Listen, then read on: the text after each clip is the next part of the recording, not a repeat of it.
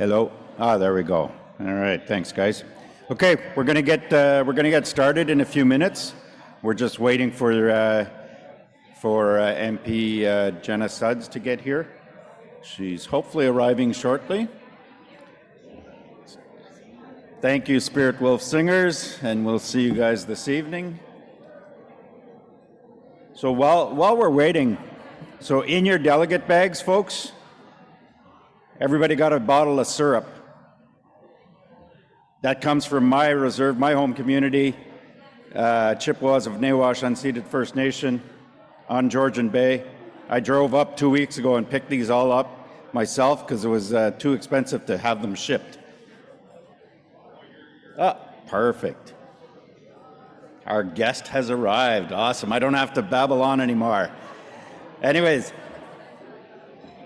syrup, if anybody's traveling and they want some bubble wrap for their syrup before you throw it in your bag, just go ask at the desk, at the registration desk. They can find some for you. We have a whole roll of it.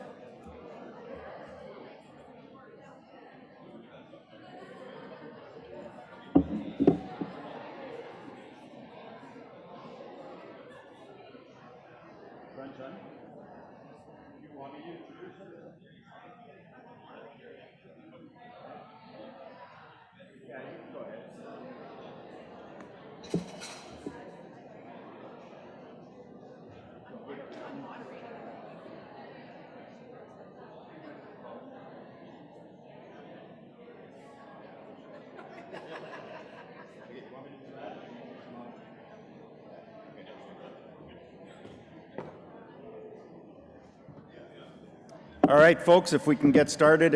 I don't know where the rest of the people are, still eating. So we will get started. Bear with me. Again, not that organized. Here I am. Okay, so our first keynote speaker this afternoon is Jenna Sudds. So she's a longtime Canada resident, an economist, former city councillor, and community advocate. Her and her husband, Tim, raised their 3 daughters in Canada Carleton since moving to the community 2 decades ago.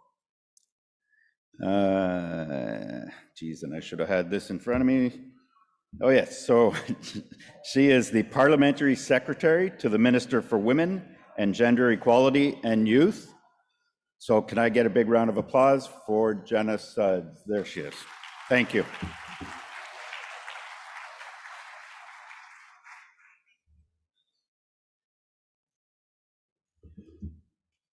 Good afternoon, everyone.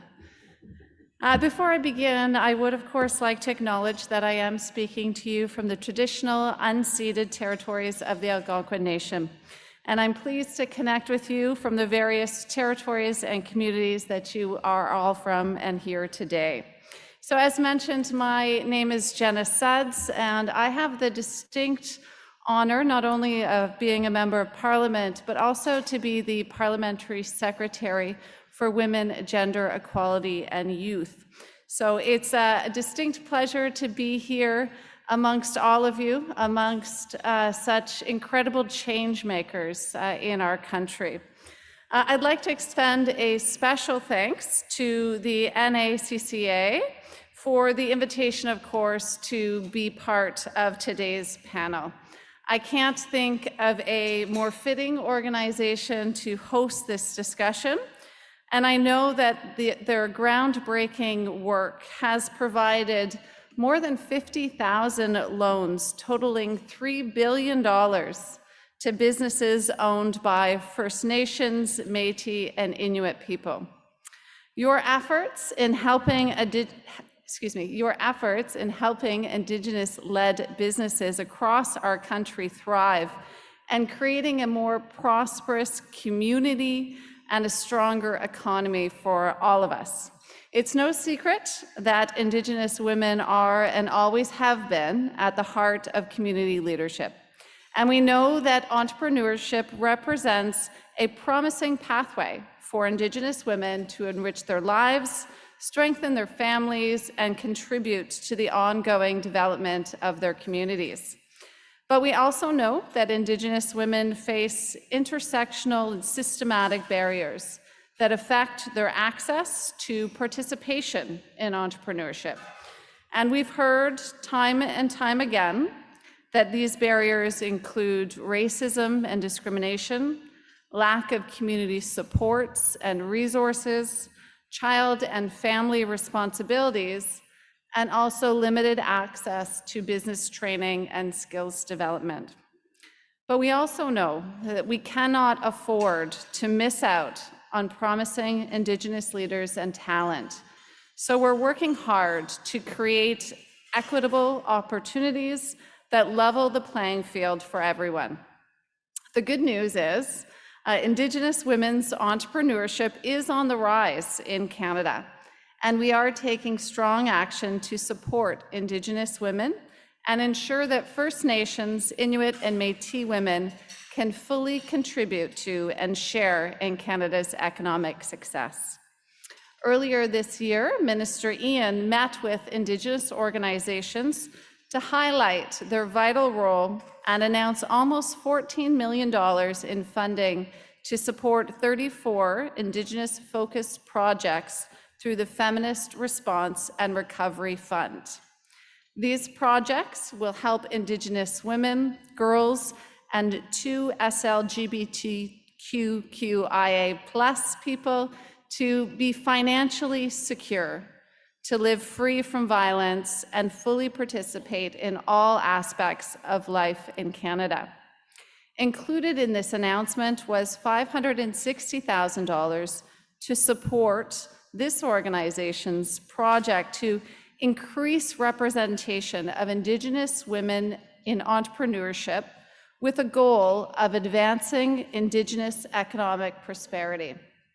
I can't wait to see the amazing things that I know will come out of this initiative. But we aren't stopping there. We're taking action to tackle the unique barriers that Indigenous women face in the entrepreneurship ecosystem through the Women Entrepreneurship Strategy. This includes specific investments to support Indigenous women as they start businesses, as they scale up, and as they strive to access new markets, ensuring that we're helping them meet current challenges and positioning themselves for future success. While there is much to celebrate, we know that there is much more work ahead to be done to ensure that we build a future where all of our daughters and granddaughters have equal opportunity to thrive, and this includes the future generations of Indigenous women and girls. I'm extremely grateful for the work of Indigenous organizations like those of you here today, whose resilience, advocacy, and unwavering dedication to your communities continues to have such a huge and positive impact across this country. I look forward to learning from your experiences and hearing your ideas on how we can work together to collectively support Indigenous women and help them achieve their entrepreneurial dreams.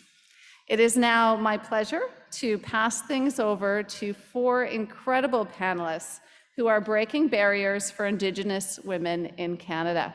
Thank you.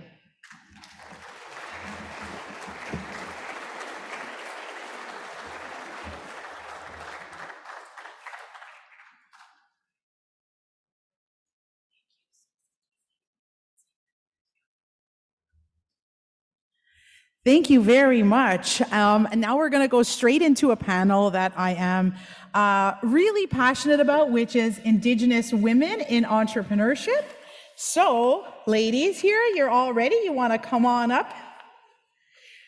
We have Helen Babuash from FCPA, Magnolia Perrin. Yep, there we go.